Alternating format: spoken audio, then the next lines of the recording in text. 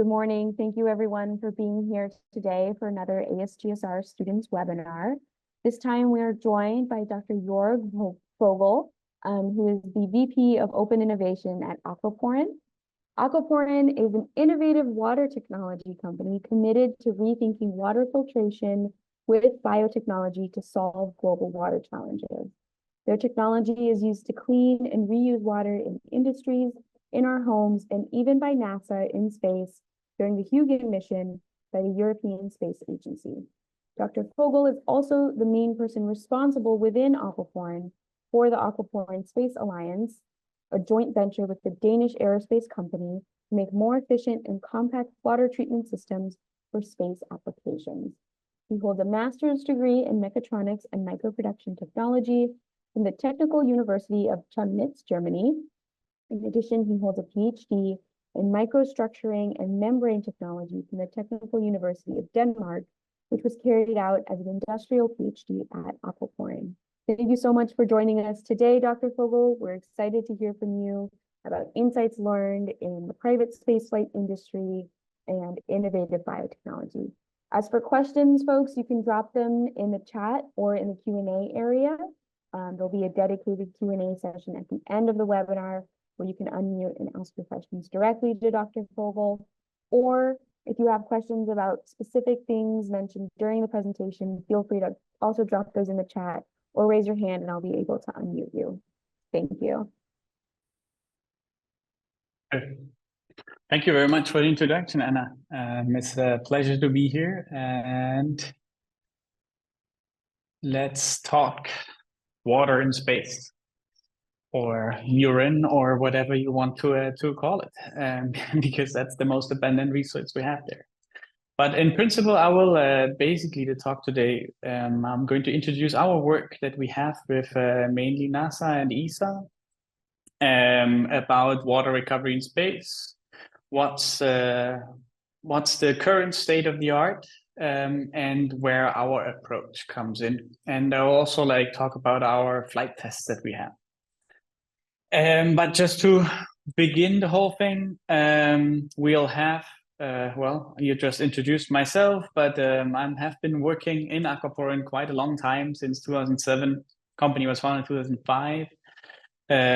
So I was been part of the whole development of a biomimetic water filtration membrane. And with that, we also had our first contact with NASA actually back in 2009. And I've been working in short periods at the NASA labs in California and Mountain View, at NASA Ames, 2-3 times since 2011.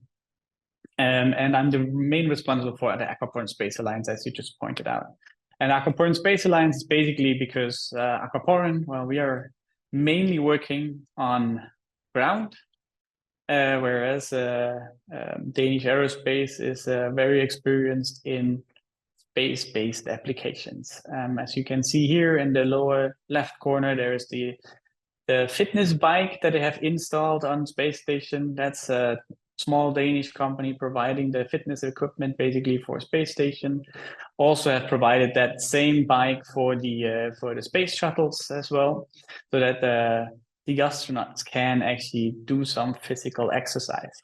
So they are very experienced. They have their own control room. They have more equipment up on ISS that is also for breath analysis and other things. So they're very experienced in that, and that's why we partnered up with them, the two Danish companies, to make water filtration more accessible or more efficient in space. And why do we have to do that? Well, if you look at the overall water balance, of course, just to give you a little bit of background, we have tons of water on Earth. Although it's there's only so much percentage we can actually drink, but it's a couple of billion cubic meters. And that luxury does not exist on space station. What they have is basically 2,000 liters. And I apologize, I haven't recalculated everything in gallons, but as you know, it's I'm not too familiar with that. So I hope you can bear with me here. So what they have up there actually is around 4.4 liters per astronaut per day, which is very little. Like I said, in a Danish household, it's about 100 liters per day that people use as well. In the US, it's even more than that, because water efficiency is a bit different in the two countries. What they are very good at the ISS, and the opposite, is that they have up to 98% that they reuse of the water, and that's the current number. It's like up to, I think 3 years ago they only had something like in the 85 to 90%. Now they installed some new equipment up there which gets them up to 98%. And how does it look actually? Like they have, for the whole water filtration and like the whole water circle that they have up in ISS, they have the ECLS system, like the environmental control and life support system, which basically takes everything. Like they do the potable water, but they also do temperature, humidity control, they do the CO2 removal. Like that whole system is basically making an environment that makes it possible to survive in space, on the space station. So what we are concentrating on is that part, like the water reuse and making potable water. And the system that I have right now is a two-stage system. There's a UPA and a WPA, which means there's a urine processor assembly and the water processor assembly. And that also like gives away where the most abundant water source is that we have in space, and that's urine, astronauts' urine. That's the most volume that comes in. So that's why internally we also call our water project the yellow water project. And what they do up there, the urine gets collected and gets processed in this UPA, which is a distillation unit. And then the distillate from that gets transferred to the WPA. Before it gets transferred there, it gets mixed with the humidity condensate. So like every water that is breath, like that you breathe out in water vapor, also sweat and other sources of water are collected in the humidity in the air, in the cabin air, of course, and that humidity gets filtered out or condensed to like keep the air in the space station from getting too humid. And that water is also collected, mixed with the distillate, and then put into the WPA. And you can see it also here in a more schematic way, where you basically have, there's the cabin air and the urine, that is the input, and the output is potable water that they then need for also the oxygen generation system, but like mainly for drinking, hygiene, and some flush as well. And it's not only for drinking, but like most of the foods they have are also dried, basically freeze-dried, which need to be rehydrated. So they also need that water for their food. So like without water, there's no survival up there, and they have to reuse the water. As I said, they're very limited in supply. And here, of course, that's a closer view on the water processor assembly, like the WPA, where you basically have all the wastewater, the distillate, and also the condensate, humidity condensate collected, and it gets pumped through. And the main tool here is that multi-filtration bed, which removes the dissolved contaminants. And the challenge with that one is basically that it is big and chunky and heavy and has to be like replaced. So they fly it down, clean it, and fly it up again. They have two of those up there. And well, one weighs about 80 kilos. Which is a heavy load to fly. And if you remember, or if you have heard of it before, it's like every kilo that has to be flown up is about, I don't know, what's the latest numbers? I think like $20,000 to $30,000 or something. So it's not only like a hassle to like resupply that stuff, it's also costly. Of course, here it's you can see a little overview of a TOC analysis. You have some spikes, and then you can flush again, and like whenever it goes over the red line, they have to be exchanged, those filters. And that's, of course, it depends. It's like sometimes they had problems. There was like 8 months. Now they're back to 12 months or so operation. But still, the challenge is, what do you do if you want to travel further? Right now, ISS is relatively easy, I could in simple terms, easy to like resupply water because there's lots of supply missions coming up. It's in LEO, in low Earth orbit, so you can actually supply water with these resupplies, be it from the Russians or all the private companies now that fly up there. But you can't do that when you go further. So it's like what we came in to do then was like, how can we remake that system? And if I go back 3 slides, it's like that thing is a big cupboard. In Europe, it usually works when I say it's a pax kind of scale. So it's a big wardrobe from IKEA.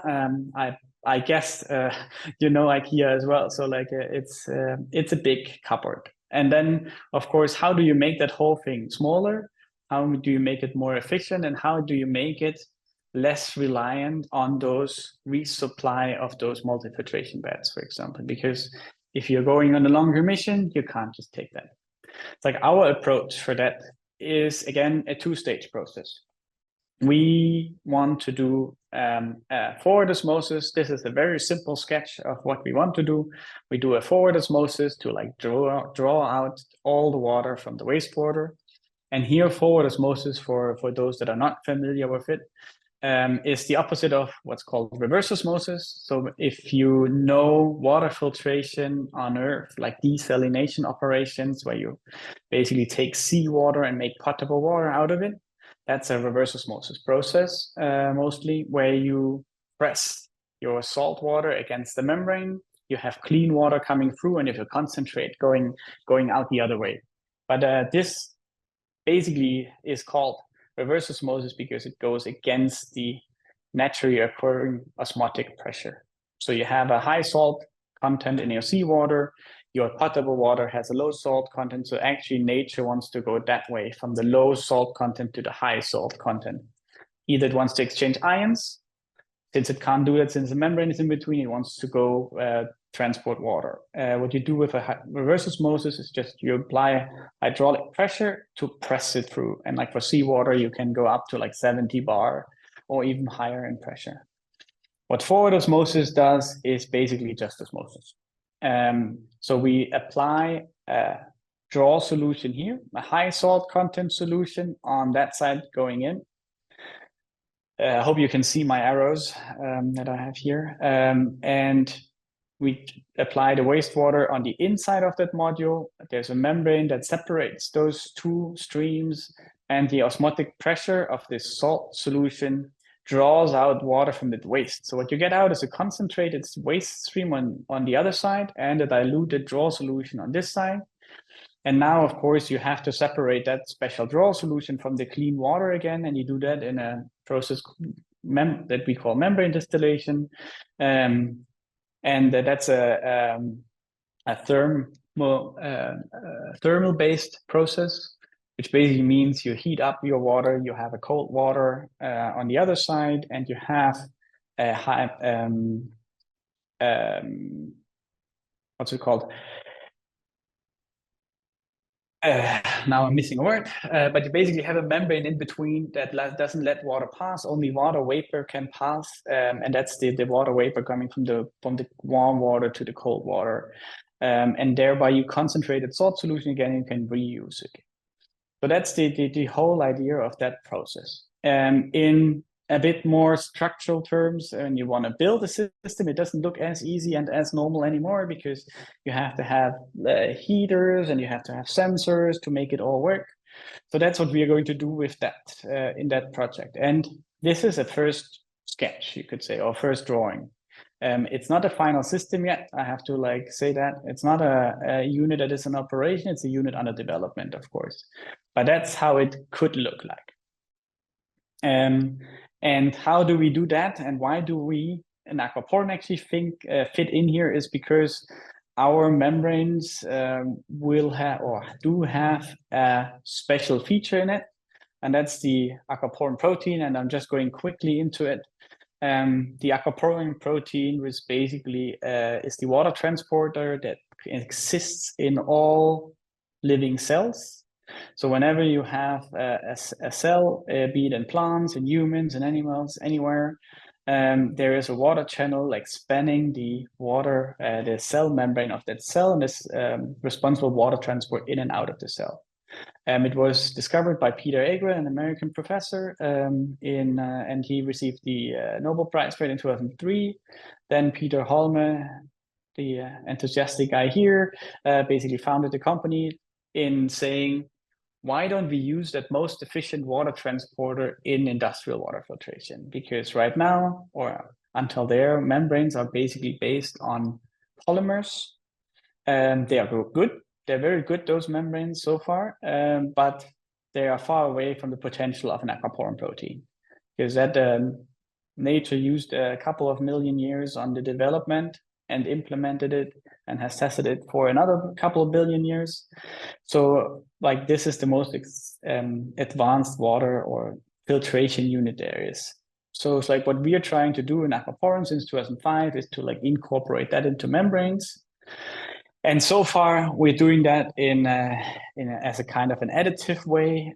So we use it, but it's not the only transporter for outer membrane. So we use the existing technology of making a polyamide layer, but we fuse in aquaporin proteins, and they're stabilized in an artificial cell.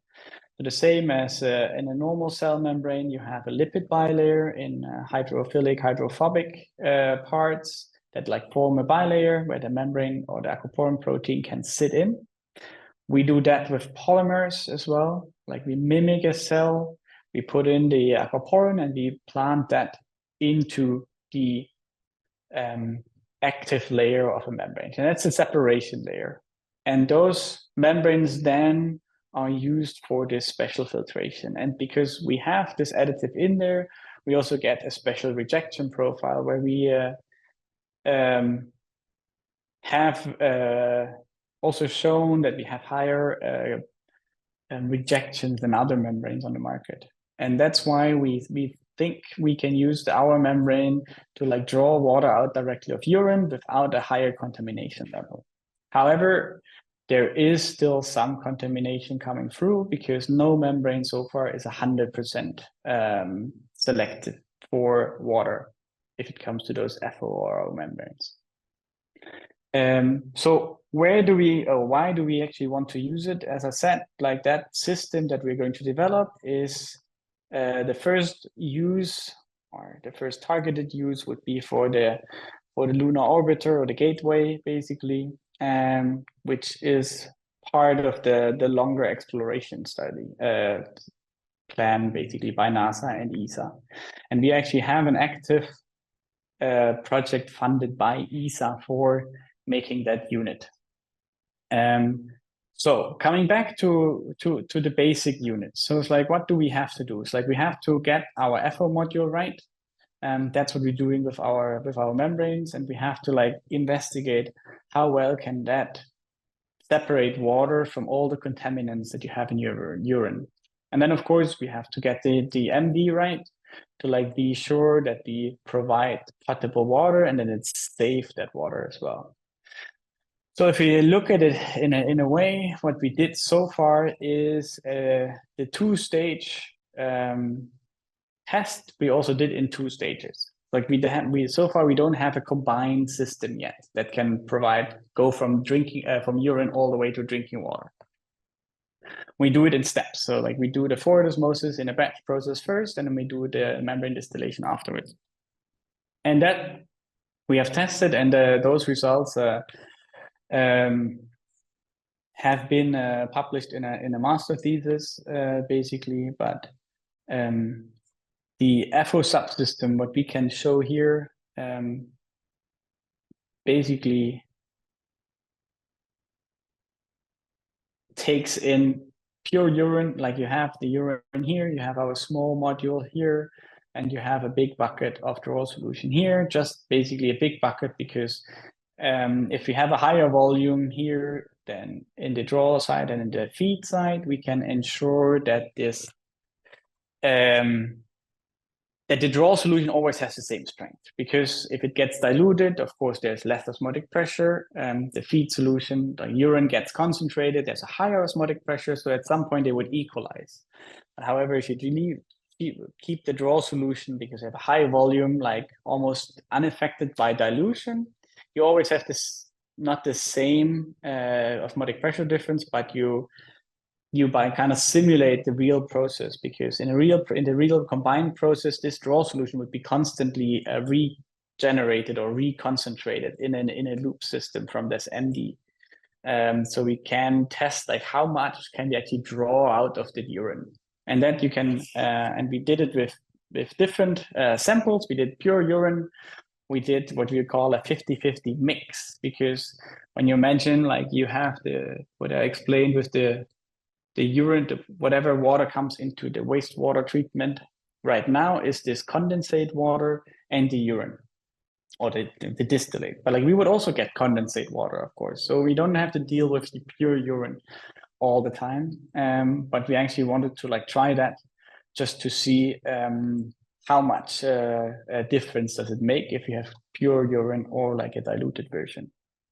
And we do that also with different draw strengths. Like here you can see like it's the different molar of sodium chloride. So that's basically like the driving force that we change for those membranes, for the process. And here in that side, you can see what's called the recovery and the water flux. So like a high water flux is good. That's liters per square meters per hour. And that's the recovery. So like we can go up to 95% of recovery, which is great because we want to draw out as much water as possible.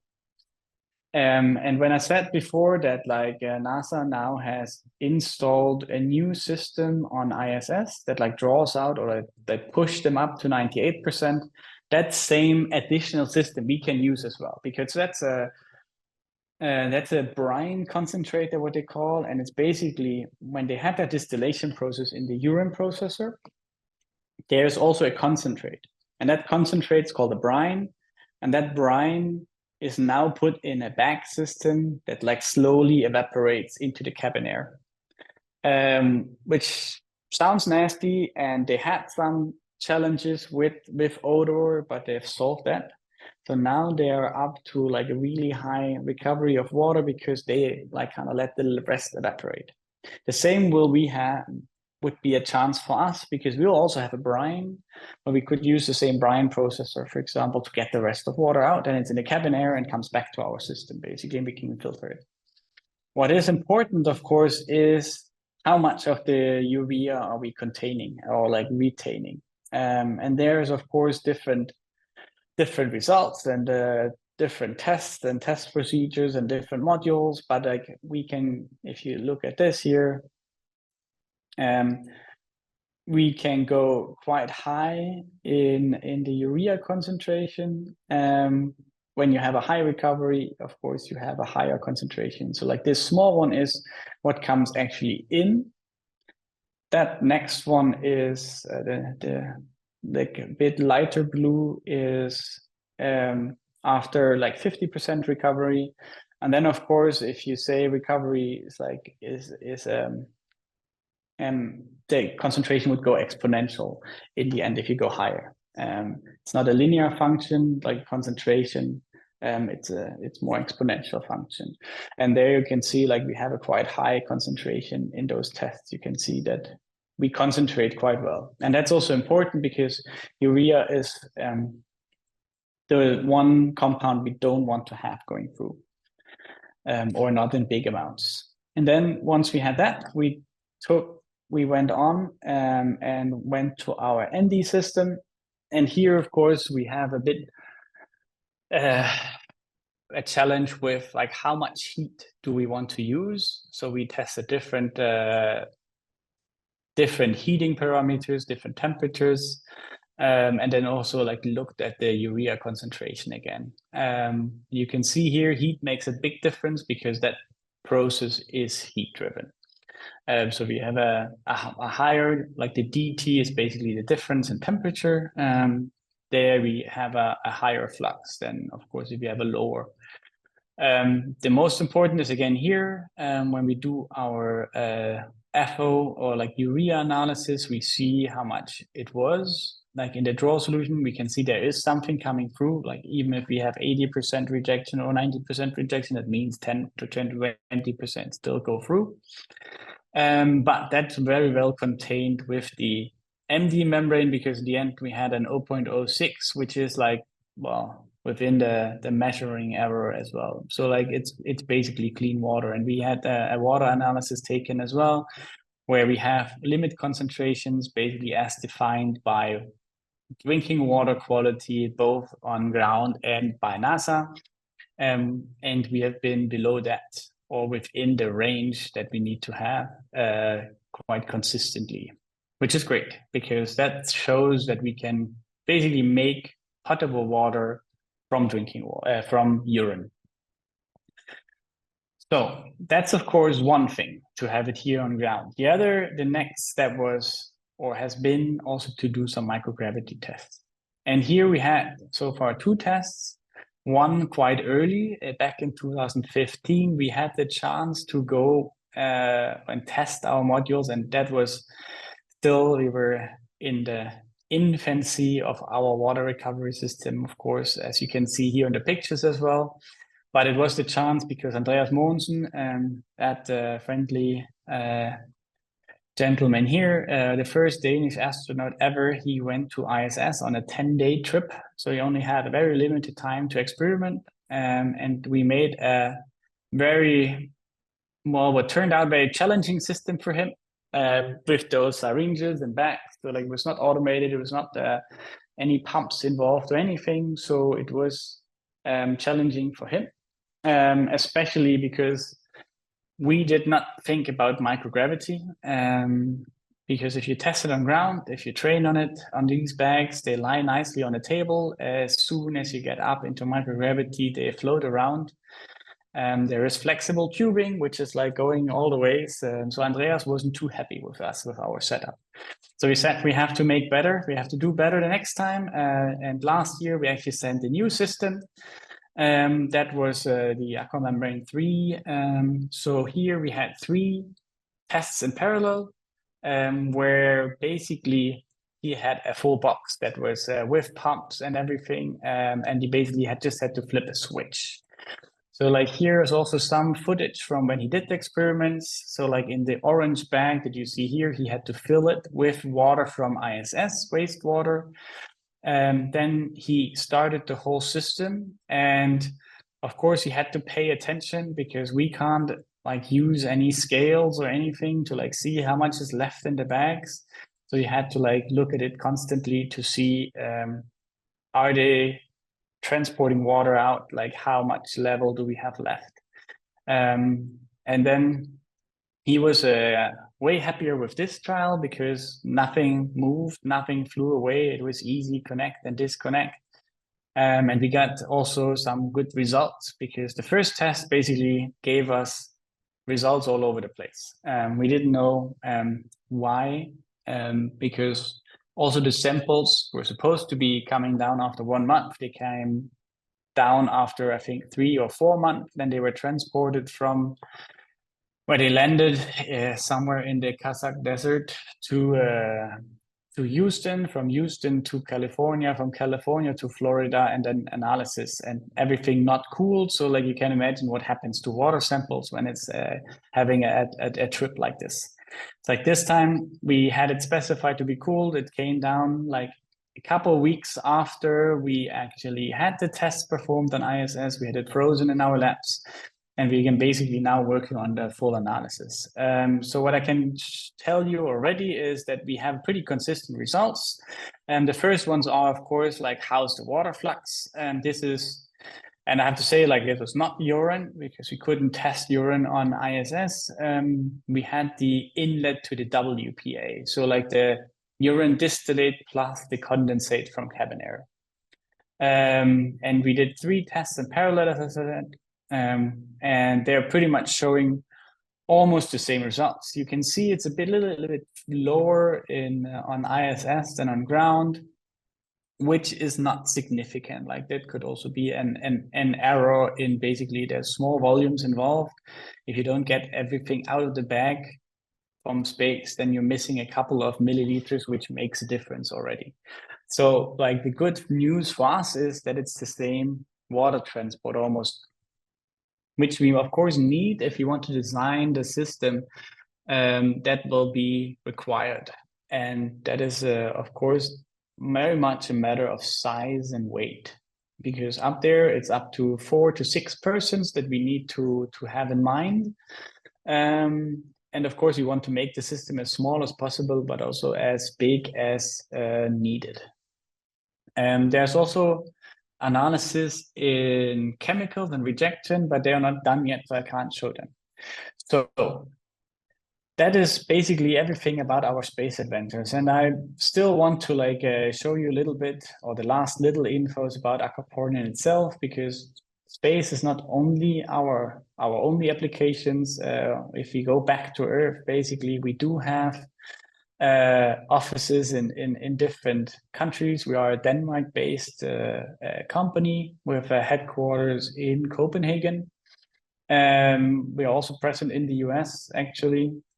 And we are about like 84 employees. And we have filtration devices all over the place. We do water filtration in homes. We do water filtration for water reuse applications. This is actually in Singapore, where they are very good in water reuse in the town, in the city in itself. For desalination or surface water treatment, but also for osmosis and concentration of valuables in the food and beverage industry. And of course, what is always very much important to me is that we have our open innovation, which basically means we work together at universities with students, both on our ground-based project, but also in our space projects, space-based projects. So if there is any interest from anyone, then we are very happy for collaborations. As you can see, we do the collaboration with Danish Aerospace, for example, but we also had students from we have students from all Danish universities. We had all students from MIT already. We had students from Italy, Spain, and so on and so forth, that we then basically always have that we develop with, because open innovation and these private-public partnerships are the core of our thinking, because you can't do it alone. We want to have partners to do it together with. And if you want to know more, that was very brief about the company itself. If you want to know more about Aquaporin and also our space-based ventures, there's a NASA spin-off published article. There's also some short video clips on BBC, for example. If you have some more time, there's a nice Netflix documentary, Brave Blue World, about water treatment and everything that's related and new in water in the world. Basically with that, I can say thank you for your attention. I'll be happy to give you or to answer all questions that might be there. Thank you. Thank you, Dr. Vogel. That was so interesting. I thought I learned so much, and I thought, it crossed so many different disciplines of biology with the aquaporin proteins, chemistry, physics. Very, very fascinating. Folks, you can feel free to drop questions in the chat in the Q&A. You can raise your hands to ask your questions directly. In the meantime, I'm curious about how, you showed a graph with water flux versus percent recovery of the water. And I'm curious about, what is the goal flux rate that you're aiming for, and, as high as possible, but how do you balance that against improved recovery rates? Would you be willing to sacrifice flux rate for improved recovery, or vice versa? That's a good question, because there's a lot to it, of course, because the last drops of water are difficult to get out with the membrane process, right? Because you still need to have a liquid flowing on one side of the membrane, right? If you would concentrate too much, then you have viscosity coming in, or you have precipitation as well, right? There's salts in your urine that, if too high concentrated, they would precipitate, basically then scale or foul your membrane as well. With of course, the addition that we might have this brine process, so that we can also use, it's we have to make a cut somewhere where where the flux is still high enough, but the recovery is also already high enough. So like that is usually like we say when we go below maybe 1 LMH, so 1 liter per square meter per hour, then we should stop. And that's depending on the draw solution. That's sometimes at like between 85 and 95% somewhere, but like we'll probably aim for the FO process at 90%. And then process the water in the other way. Because also like the longer you have contact time with the membrane, the more contaminants can travel over, because you also have a very high concentration of contaminants after you like extracted 90% of the water. So it's a bit of a balance. Yeah.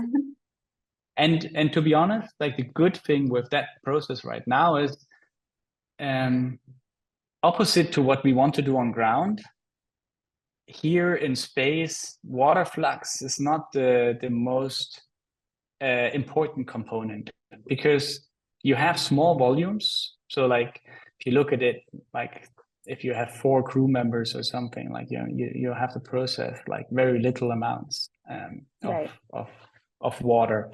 So it's like you want to have, of course, a reasonably high water flux, but of course it has to also be paired with the recovery, with this MD step as well.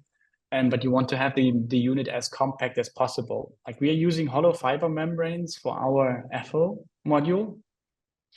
And here it's relatively easy to make a lightweight module and to like scale that.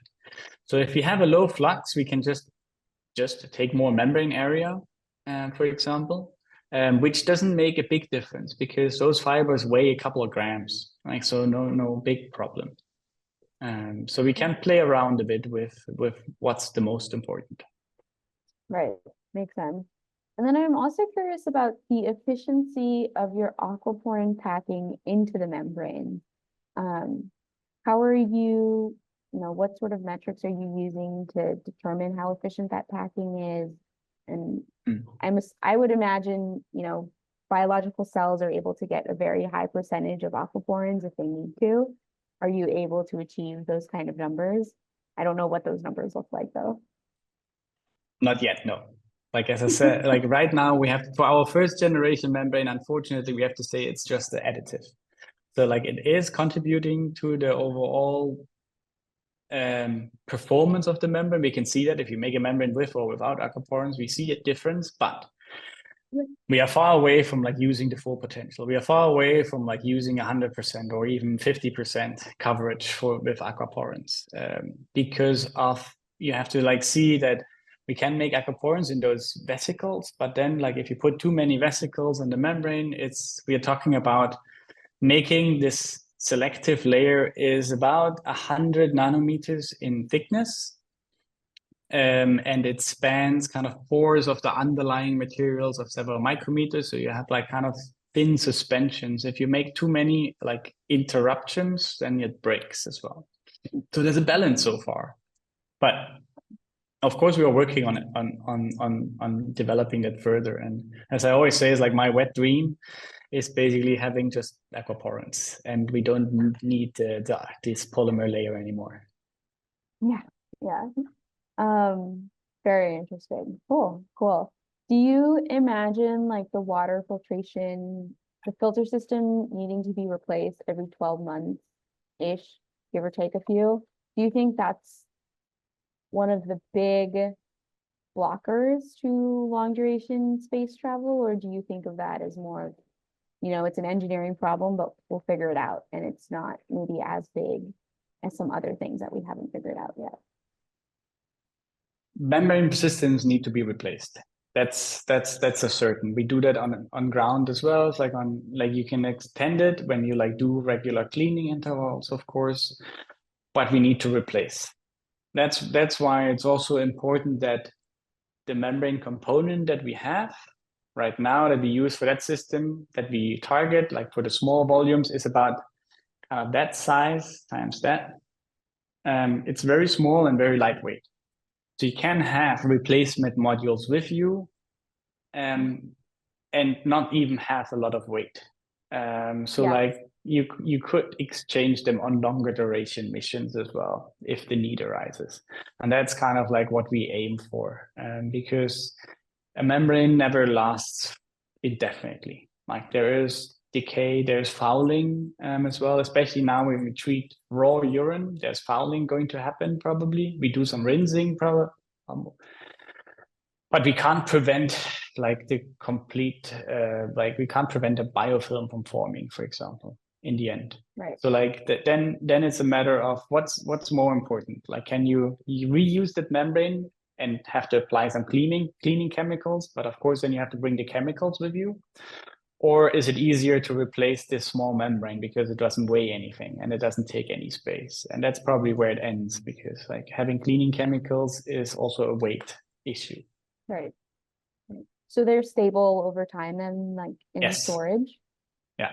So for now, for example, it's also what's the special thing about this gateway, for example, it's supposed to not to be permanently manned, right? Like it's supposed to that people come there, stay there for a bit and leave again, and then it's dormant. So it's also a bit of challenges for, like, you have dormancy, which is a challenge for all systems, life support systems. It actually has a full, like, several of, like, a lot of attention at NASA as well. It's like, how do we make it survive dormancy? But then that also means like the membrane doesn't need to like process like constantly for 365 days, like year round. Like it gets some breaks as well. There is new people arriving, and if need be, probably they could bring a new membrane along to start it up again, since it's so small. So like there is the target from ESA is actually 90 days in operation without exchange. That's the target for now. Cool. Thank you. I don't want to hold a monopoly on Dr. Vogel's insights, folks. If you have any questions, feel free to drop them in the chat. Otherwise, thank you so much for your time. All right. Well, if there's no more questions, then it was a real pleasure to talk about it. And I think my contact details are in one of the first slides. If there are any questions afterwards, or you want to contact me, feel free to do so. I'll be happy to help out. Thank you. Have a nice day, everyone.